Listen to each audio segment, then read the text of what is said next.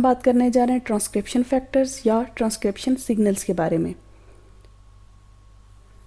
तो ट्रांसक्रिप्शन के प्रोसेस में क्या होता है कि किसी भी जीन का एक्सप्रेशन होता है, जिसको हम कह सकते हैं कि एक डीएनए के ऊपर जो इन्फॉर्मेशन कोडेड होती है वो जब आरएनए के ट्रांसक्रिप्ट की फॉर्म में आगे रिसीव होती है to in the process of translation, तो उसके बाद फिर उनकी मुख्तलिफ सीक्वेंसेस की बेस पे, मुख्तलिफ कोडान्स की बेस में प्रोटीन की सिंथेसिस होती है।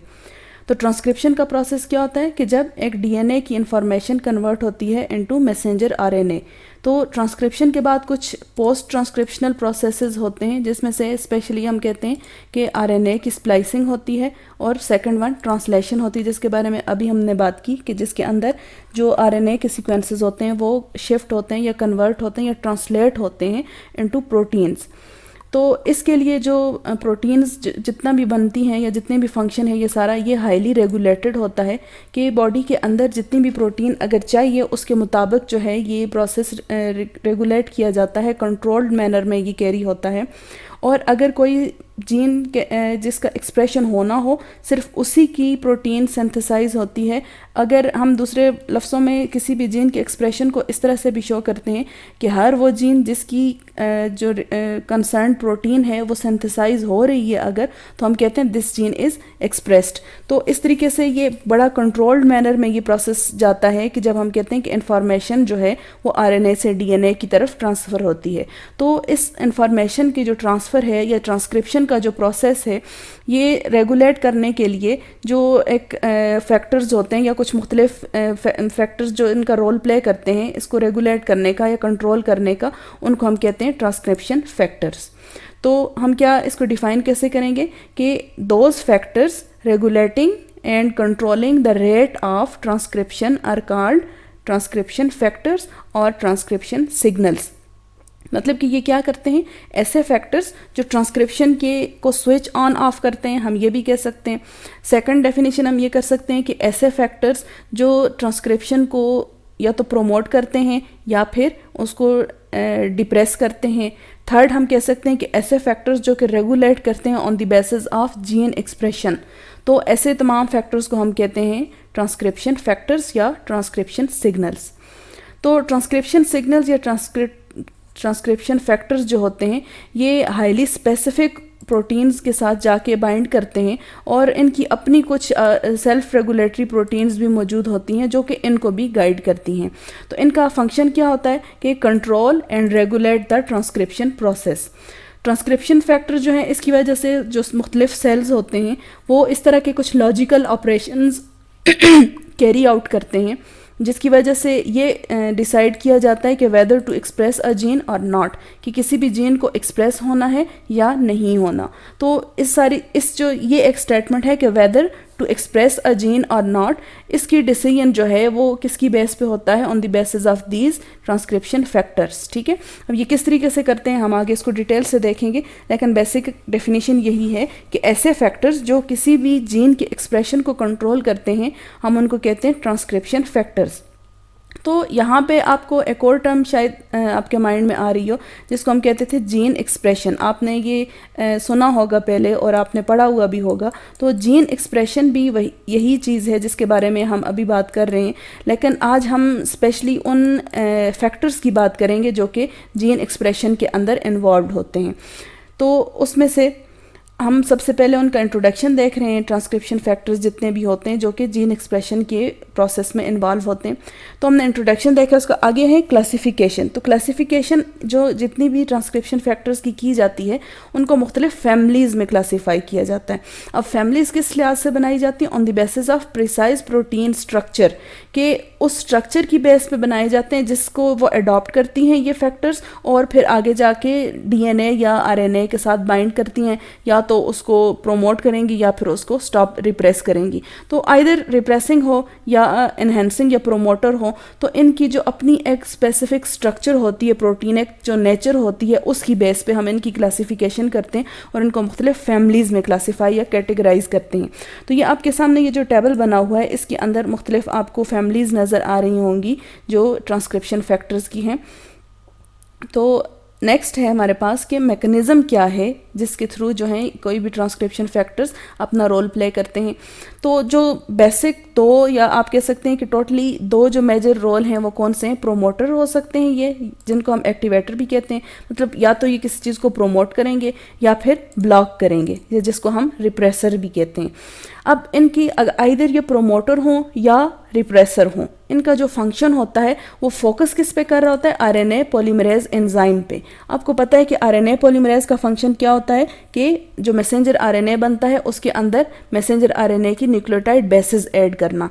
तो अगर ये उस आरएनए पॉलीमरेज को प्रोमोट करेंगी, so these are activator transcription factors. अगर ये उसको ब्लॉक करेंगी, so these are repressor transcription factors. तो हम इसकी डिटेल में इसको देख रहे हैं। फर्स्ट हमने बात की कि फर्स्ट मैकेनिज्म इसका क्या है कि मोड ऑफ एक्शन जो है ट्रांसक्रिप्शन फैक्टर्स का, वो पहले क्या है हम देख रहे हैं एक्टिवेटर्स को। और ये बड़ा सिंपल सा है, आपने देखा भी होगा, लेग ऑपेरॉन की एग्जांपल आपके सामने होगी, जो आपने इसको बड़ी डिटेल से पढ़ा है, आप इससे वेल अवेयर हैं। तो इसमें से क्या होता है कि जो एक्टिवेटर्स होते हैं ये, इनका फंक्शन क्या होता है कि ये ज़्यादातर इंट्रैक्शन करते हैं, इंट्रैक्शन डेवलप करते हैं बिटवीन आरएनए पॉलीमरेज और जो उसका एक पर्टिकुलर प्रोमोटर रीजन होता है। आपको पता है कि हर जीन का एक प्रोमोटर रीजन होता है, ऑपरेटर रीजन होता है। तो प्रोमोटर रीजन के साथ जो है आरएनए पॉलीमरेज को जो है ये बाइंड करने में और उनका एक इंट्रैक्शन डेवलप करने में जो मेन रोल होता है वो एक्टिवेटर्स का होता है। तो ज़्यादातर एक्टिवेटर्स जो होते हैं वो कौन से होते हैं? वो डीएनए के साथ बाइंड करने वाले एक्टिवेटर्स होते हैं, ठीक है। तो डीएनए के साथ जब बाइंड करेंगे वहाँ पे इनका रोल क्या आ जाता है कि ये डीएनए की रेप्लिकेशन में हेल्प करते हैं। तो आपको पता है कि जो सेंट्रल डोगमा ऑफ लाइफ है, ये जो प्रोटीन सिंथेसिस का जो प्रोसेस होता है, ये स्टार्ट बेसिकली रेप्लिकेशन से होता है, डीएनए की रेप्लिकेशन से होता है। अब एक डीएनए मॉलिक्यूल है और उसके ऊपर कोडेड जो इन्फॉर्मेशन है, जब उसकी रेप्लिकेशन होगी तो वो 1 से 2 कॉपीज़ बनेंगी। तो इस तरीके से एक प्रोसेस स्टार्ट हो जाता है जो कि एंड पे ख़त्म कहाँ पे होता है? प्रोटीन की सिंथेसिस पे, एक पॉलीपेप्टाइड चेन के बनने पे जाके ये प्रोसेस एंड होता है। तो ऐसी प्रोटीन या ऐसी ट्रांसक्रिप्शन फैक्टर्स जो कि डीएनए के साथ बाइंड करते हैं उनको हम कहते हैं एक्टिवेटर्स। तो एक्टिवेटर्स क्या करते हैं? डीएनए के साथ बाइंड करते हैं और इस तरीके से ये एनहेंस करते हैं या उसकी जो फंक्शंस होते हैं उसको प्रोमोट करते हैं और आगे रेप्लिकेशन जो है उसको प्रोमोट करते हैं। तो दीज आर कॉल्ड एक्टिवेटर्स या प्रोमोटर्स। अगर यहाँ पे आप इस फिगर के अंदर देखें तो ये एक एक्टिवेटर है, या जिसको हम जो हम पढ़ रहे हैं ट्रांसक्रिप्शन फैक्टर है, आप ये समझें, और उसमें स्पेसिफिकली क्या है? एक्टिवेटर है एक। तो इस एक्टिवेटर का फंक्शन क्या है? ये एक डीएनए की स्ट्रैंड है, ठीक है, ये डीएनए की स्ट्रैंड है और उसके ऊपर ये एक्टिवेटर जाके, इसका एक्टिवेटर का अपना एक सीक्वेंस है, एक स्पेशल जो है सीक्वेंस है इसका स्पेसिफिक। तो वो सीक्वेंस जब इसको किसी भी डीएनए स्ट्रैंड के ऊपर अवेलेबल होता है तो ये जाके वहाँ पे बाइंड कर जाता है, ठीक है। तो जब ये बाइंड करता है तो ये क्या करता है? हेल्प करता है general transcription factor of RNA polymerase and assembly. तो उसको ट्रांसक्रिप्शन में हेल्प करने के बाद फिर नेक्स्ट आ जाता है कि ये जब रेप्लिकेशन में हेल्प करने के बाद नेक्स्ट जब ये मैसेंजर आरएनए के ऊपर इसका रोल क्या है कि ये ट्रांसक्रिप्शन, जो जनरल ट्रांसक्रिप्शन के मुख्तलिफ जो फैक्टर्स होते हैं उनको इन्हेंस करता है, उनको प्रोमोट करता है। और फिर जो जितने भी आरएनए पॉलीमरेजेस होते हैं, आपको पता है कि बेसिक रिक्वायरमेंट होती है किसी भी ट्रांसक्रिप्शन के प्रोसेस के अंदर कि आरएनए पॉलीमरेजेस का होना बहुत ज़रूरी होता है। तो आरएनए पॉलीमरेजेस की असेंबली के मतलब उनको एक जगह पे जो भी रिक्वायर्ड हैं सबको मौजूद होना, उनकी अवेलेबिलिटी को इंश्योर बनाना, तो ये काम किसका होता है? इन एक्टिवेटर्स प्रोटीन्स का होता है, या एक्टिवेटर्स ट्रांसक्रिप्शनल सिग्नल्स जो रिसीव करते हैं, जो ट्रांसक्रिप्शन सिग्नल्स सेंड करते हैं, ठीक है। And these are transcriptional factors जो कि एक्टिवेटर का रोल प्ले करेंगे। सेकंड वन आ जाता है रिप्रेसर। तो इसको हम ज़रा डिटेल से देखने जा रहे हैं क्योंकि मोस्टली हमारा जो फोकस होता है हम एक्टिवेटर्स को ही देखते हैं और रिप्रेसर को इतना हम तवज्जो नहीं देते। तो आज हम इसको ज़रा डिटेल से देखेंगे। रिप्रेसर प्रोटीन क्या करती हैं? ये डीएनए या आरएनए के साथ बाइंड कर जाती हैं और उसके एक्सप्रेशन जो है, उनके ऊपर मौजूद जो जीन्स होते हैं उनके एक्सप्रेशन को ये स्टॉप करती हैं, ठीक है। इसकी मेन बात क्या आ गई कि ये उसके एक्सप्रेशन को, जीन के एक्सप्रेशन को स्टॉप करती हैं। अब ये स्टॉप कैसे करती हैं कि डीएनए या आरएनए के ऊपर जो जीन्स मौजूद हैं उनके ऑपरेटर रीजन के साथ मोस्टली ये बाइंड कर जाती हैं। अब ये दो तरह की हो सकती हैं, जैसे पहले भी बात हो चुकी कि या तो ये डीएनए बाइंडिंग प्रोटीन्स हो सकती हैं या फिर आरएनए बाइंडिंग प्रोटीन्स हो सकती हैं। तो जो आरएनए बाइंडिंग प्रोटीन्स होती हैं या आरएनए बाइंडिंग रिप्रेसर्स होते हैं, ये क्या करते हैं कि उसके साथ डीएनए बाइंडिंग रिप्रेसर जो होते हैं वो किसी भी आरएनए के साथ जाके जो पॉलीमरेजेस होते हैं उसकी अटैचमेंट को स्टॉप कर देती हैं। ठीक है, तो एज अ रिज़ल्ट क्या होता है कि जीन के साथ जब आरएनए पॉलीमरेज नहीं अटैच हो सकता तो वहाँ से मैसेंजर आरएनए नहीं बन सकता। ठीक है, आप ट्रांसक्रिप्शन के प्रोसेस को ज़रा माइंड में लेके आएँ कि आरएनए पॉलीमरेज का फंक्शन क्या होता है कि जीन के प्रोमोटर रीजन पे जब आरएनए पॉलीमरेज एंजाइम अटैच होता है और वहाँ से आगे एक मैसेंजर आरएनए की सिंथेसिस शुरू होती है। तो जो डीएनए बाइंडिंग प्रोटीन्स होती हैं ये क्या करती हैं कि ये जाके अटैच हो जाती हैं किसी भी जो जीन होता है उसके प्रोमोटर रीजन के साथ। तो इस तरीके से वहाँ पे वो प्रिवेंट करती हैं ट्रांसक्रिप्शन के प्रोसेस को। नेक्स्ट आ जाते हैं, दूसरी टाइप क्या है, डीएनए बाइंडिंग रिप्रेसर प्रोटीन्स। ये क्या करती हैं कि ये मैसेंजर आरएनए के साथ जाके बाइंड कर जाती हैं और इस तरीके से जो मैसेंजर आरएनए से आगे जो ट्रांसलेशन होनी है, जो उसके ऊपर कोड्स बनने हैं, प्रोटीन जो बननी है, उस स्टेप के अंदर ये इंटरफेयर करती हैं। तो इस तरीके से हम ये देख रहे हैं कि जो डीएनए बाइंडिंग प्रोटीन्स होती हैं उनका ज़्यादातर रोल अगर आप देखें तो वो किस में है, ट्रांसक्रिप्शन में है। ठीक है, वो ट्रांसक्रिप्शन के प्रोसेस मतलब जो मैसेंजर आरएनए के बनने का प्रोसेस होता है उसके अंदर ये इंटरफेयर करती हैं। कौन सी, जो डीएनए बाइंडिंग प्रोटीन्स होती हैं। जबकि जो आरएनए वाली होती हैं ये प्रोटीन्स के बनने का जो प्रोसेस होता है या जिसको हम ट्रांसलेशन कहते हैं, जो लास्ट वन आ जाता है, उसके अंदर जो है रोल प्ले करती हैं जो आरएनए के साथ बाइंड होती हैं। तो अब इनका मैकेनिज्म क्या है, टाइप्स तो हमने दो देख ली कि या तो ये होंगी आरएनए बाइंडिंग या फिर डीएनए बाइंडिंग प्रोटीन्स होंगी। डीएनए बाइंडिंग प्रोटीन्स का रोल जो है मोस्टली ट्रांसक्रिप्शन के अंदर होता है और ये मैसेंजर आरएनए के बनने के प्रोसेस को इफेक्ट करती हैं या इनहिबिट करती हैं। जबकि जो आरएनए बाइंडिंग प्रोटीन्स होती हैं ये क्या करती हैं कि किसी भी मैसेंजर आरएनए के साथ बाइंड हो जाती हैं और आगे जो उससे ट्रांसलेशन होनी है, प्रोटीन की सिंथेसिस होनी है, तो उस प्रोसेस को ये इफेक्ट करती हैं। तो जो एक रिप्रेसर प्रोटीन्स होती हैं इसके जो मोड ऑफ एक्शन है, ये जो मैकेनिज़्म है, उसको अगर हम समराइज़ करें कुछ पॉइंट्स में तो ये कुछ हमारे सामने नज़र आ रहे हैं अभी, जिसमें से है कि कंपटीशन फॉर बाइंडिंग। ठीक है, किसी भी इसको हम हर प्रोसेस को, हर स्टेप को आगे डिटेल से देखेंगे। तो कंपटीशन फॉर बाइंडिंग, ठीक है, ये बाइंडिंग प्रोटीन्स के साथ जो है ये दूसरे किसी भी तरीके से कम्पीट करती हैं। इसके अलावा सिक्योरिटेशन ऑफ इन सोल्यूशन, डिटेल से देखेंगे इसको इंशाल्लाह। न्यूट्रलाइजेशन ऑफ एक्टिविटी और डायरेक्ट रिप्रेशन। तो इनको वन बाय वन हम देखते हैं। सबसे पहले क्या है, कंपटीशन फॉर बाइंडिंग। इसके अंदर क्या होता है कि एक जो रिप्रेसर प्रोटीन होती है वो बाइंड हो जाती है to active site of gene. ये सबसे बेसिक सा है और आपने इसको इससे पहले पढ़ा भी होगा कि इसमें जो ऑपरेटर रीजन होता है, जो जिसके ऊपर एक ऑपरेशन स्टार्ट होता है ट्रांसक्रिप्शन का और मैसेंजर आरएनए के ऊपर जाके फिर मैसेंजर आरएनए की सिंथेसिस शुरू होती है जैसे ही आरएनए पॉलीमरेज वहाँ पे अटैच होता है। तो अब एक ट्रांसक्रिप्शन के प्रोसेस के लिए हमें पता है कि डीएनए स्ट्रैंड के ऊपर, ये देखें ये डीएनए की स्ट्रैंड है, ठीक है, या एक ये जीन है, डीएनए के ऑपरेटर रीजन के ऊपर अटैच होना चाहिए। ये क्या है, आरएनए पॉलीमरेज है। ठीक है, अब वैसे नॉर्मली तो क्या होता है कि आरएनए पॉलीमरेज को यहाँ पे आके अटैच होना है ताकि आगे जो ट्रांसक्रिप्शन का प्रोसेस है वो स्टार्ट हो सके। लेकिन उसके बजाय यहाँ पे हम देख रहे हैं कि ये आरएनए पॉलीमरेज के बजाय ऑपरेटर रीजन पे क्या चीज़ अटैच हो गई है, ऑपरेटर रीजन पे ये हमें नज़र आ रहा है कि एक रिप्रेसर प्रोटीन आके अटैच हो चुकी है। अब ये जो लोकेशन है ऑपरेटर रीजन की, ये अवेलेबल नहीं है इस आरएनए पॉलीमरेज एंजाइम को। तो इस वजह से इसने क्या किया कि एक तरह से आप कह सकते हैं कि इसने ब्लॉकिंग कर दी, किसकी, एक्टिवेटर जो था आरएनए पॉलीमरेज जो था उसका रास्ता ब्लॉक कर दिया।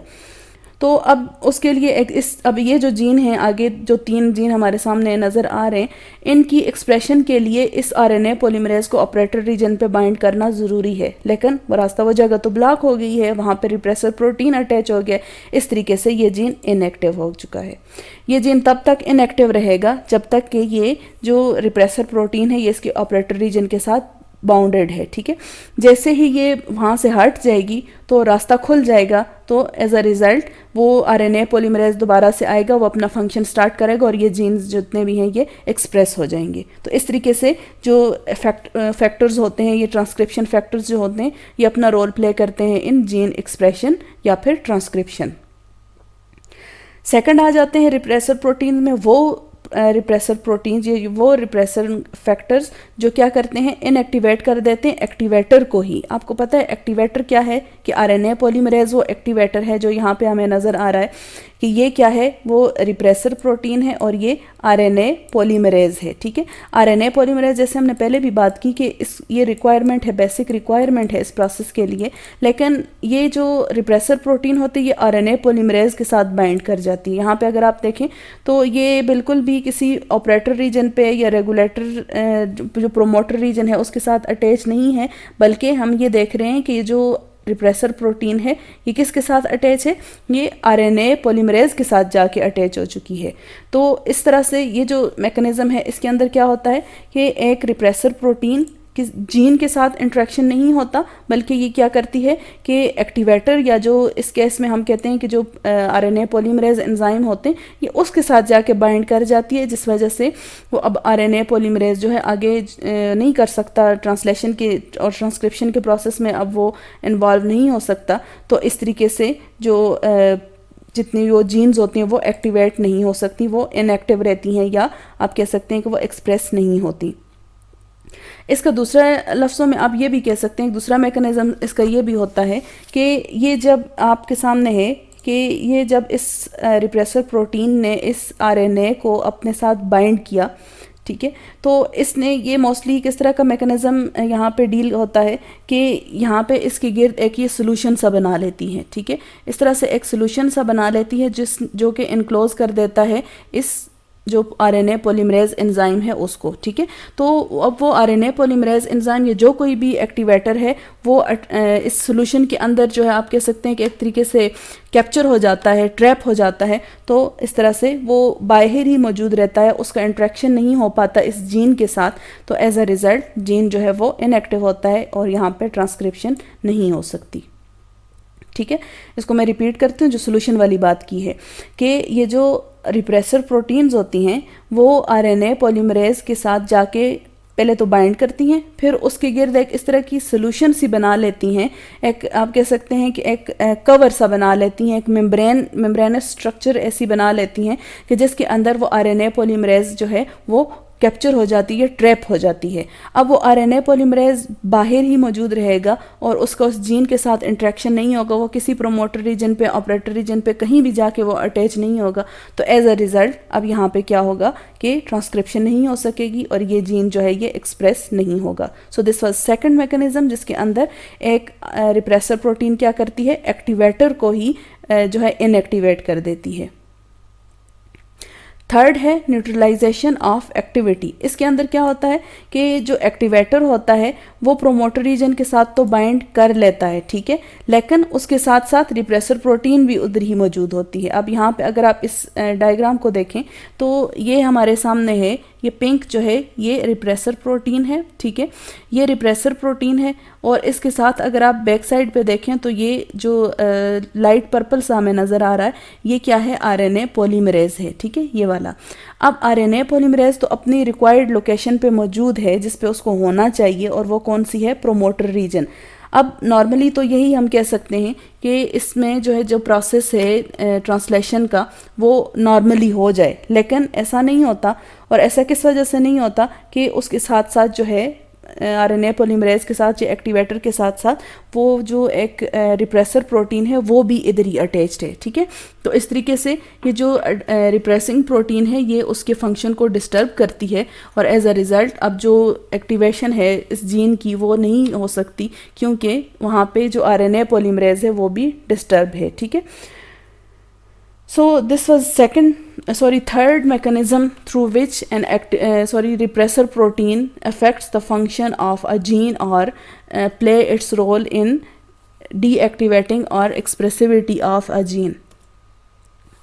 नेक्स्ट जो है लास्ट वन, उसमें क्या होता है कि डायरेक्टली जो है कोई भी जीन जो है उसकी एक्सप्रेशन को डायरेक्टली ये फैक्टर्स जो हैं ये कंट्रोल करते हैं। और ये किस तरह से होता है कि हम यहाँ पे अगर आप देखें तो ये हमें नज़र आ रहा है प्रोमोटर रीजन। तो अब क्या होता है कि ये जो आरएनए पॉलीमरेज है इसको आना है इस प्रोमोटर रीजन के साथ, लेकिन उससे आने से पहले अभी आरएनए पॉलीमरेज अवेलेबल नहीं है, वो कहीं सिंथेसाइज होगा तो फिर आएगा, उसकी जब ट्रांसक्रिप्शन होगी तो वो फिर आएगा, लेकिन सिंथेसाइज होगा तो फिर आएगा। लेकिन उसके से पहले ही, उसकी अवेलेबिलिटी से पहले ही जो एक रिप्रेसर प्रोटीन होती है ये जाके जीन के ऊपर जितना भी वो एक सेक्शन होता है जिसके ऊपर उनको अटैच होना है वहाँ पे वो अटैच हो जाती हैं। और ये तो हमने फर्स्ट स्टेप में भी देखा था कि ब्लॉकेज हो गई थी। यहाँ पे फ़र्क ये होता है कि ये इधर अटैच होने के बाद ये इसके जो बाकी जितने भी एक जीन के और इस एक ओपेरॉन के जितने भी सेक्शंस होते हैं उनको इनएक्टिवेट कर देती है। ठीक है, ये जैसे ही इस एक प्रोमोटर रीजन पे ये रिप्रेसर प्रोटीन्स जैसे ही ये बाइंड करती हैं तो बाइंड करने के साथ ये जो उसका ऑपरेटर रीजन है या जो आगे जीन का जो सेक्शन है उनको ये इनएक्टिवेट कर देती हैं। एज अ रिजल्ट अब वहाँ पे किसी किस्म की कोई ट्रांसलेशन जो है या ट्रांसक्रिप्शन नहीं हो सकती। अब अगर कोई आरएनए पॉलीमरेज अवेलेबल भी हो या इसके साथ कोई इंटरेक्शन कर भी ले तो ये जो जीन का पूरा एक फ्रेमवर्क है वो डिस्टर्ब हो चुका है। अब वो जीन जो है इनएक्टिव हो चुकी है, इस तरीके से डायरेक्ट रिप्रेशन हो जाती है किसी भी जीन की।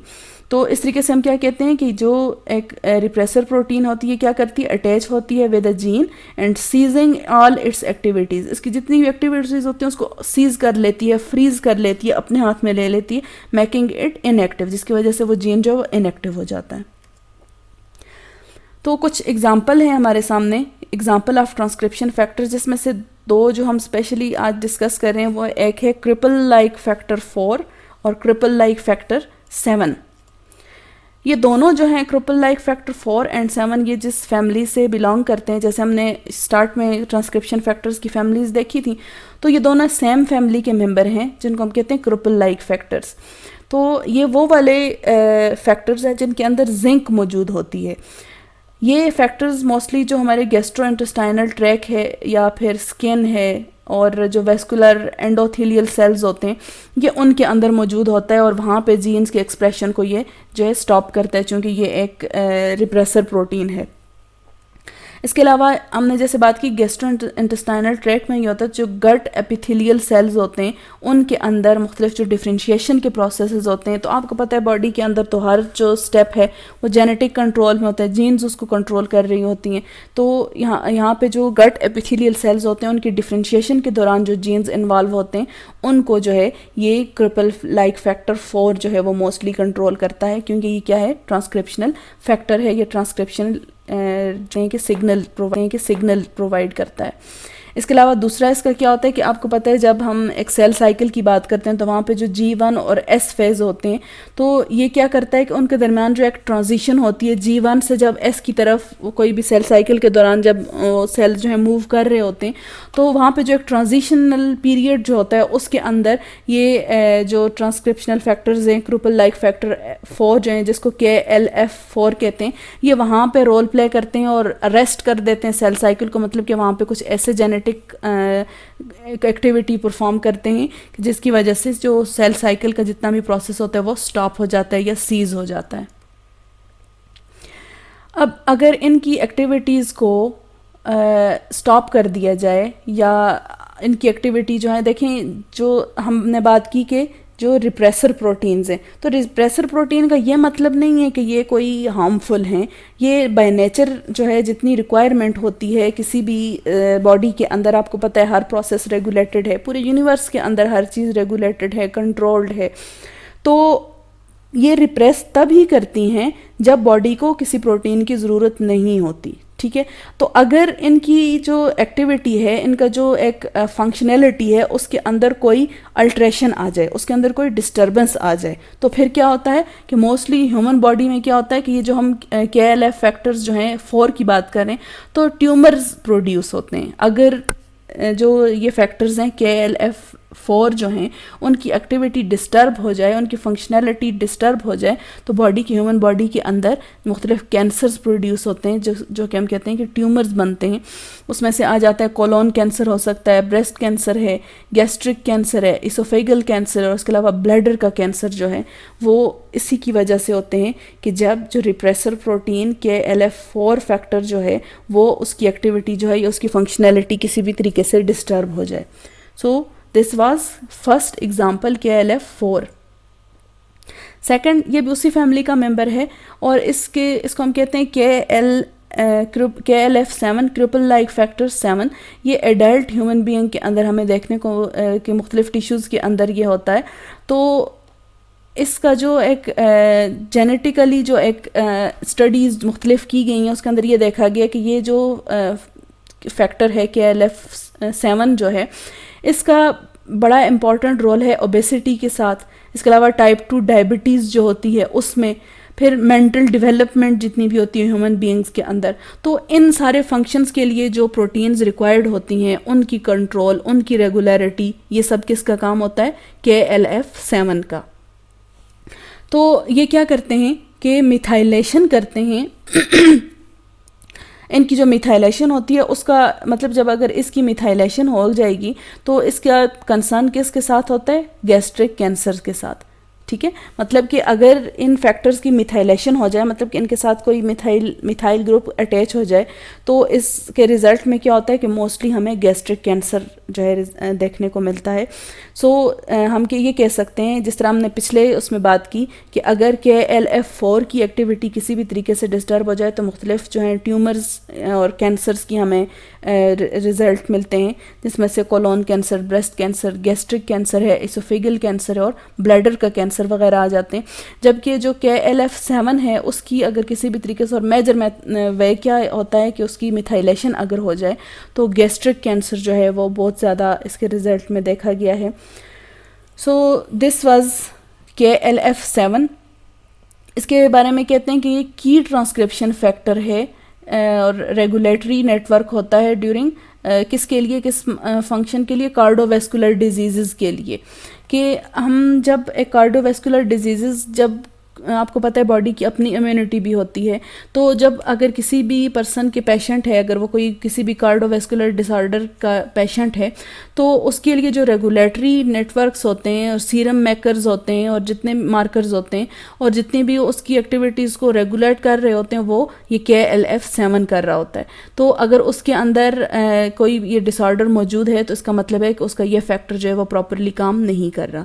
इसके अलावा ये एक और दूसरी एक्टिविटीज़ के साथ भी इन्वॉल्व होते हैं KLF7। वो क्या है? Development and function of nervous system. ठीक है, और जो एडिपोज टिश्यूज़ होते हैं, जिस तरह से जिस हम कहते हैं कि मुख्तलिफ वेजल्स के अंदर एडिपोज टिश्यूज़ होते हैं जो फैट्स लाइक होते हैं। इसके अलावा जो ब्लड डिजीज़ होती हैं उनको भी, जैसे ये तो पहले भी डिस्कस हो चुका थोड़ा सा कि कार्डियोवैस्कुलर डिजीज़ में इनका रोल है, तो फिर एडिपोज टिश्यूज़ भी होंगे, ब्लड डिजीज़ भी होंगी।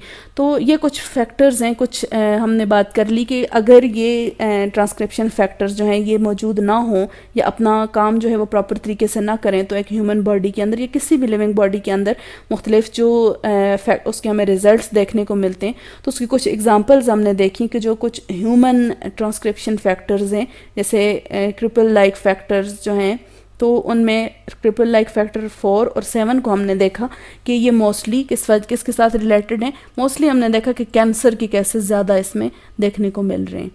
So this was your topic about transcription factors और ट्रांसक्रिप्शन सिग्नल्स।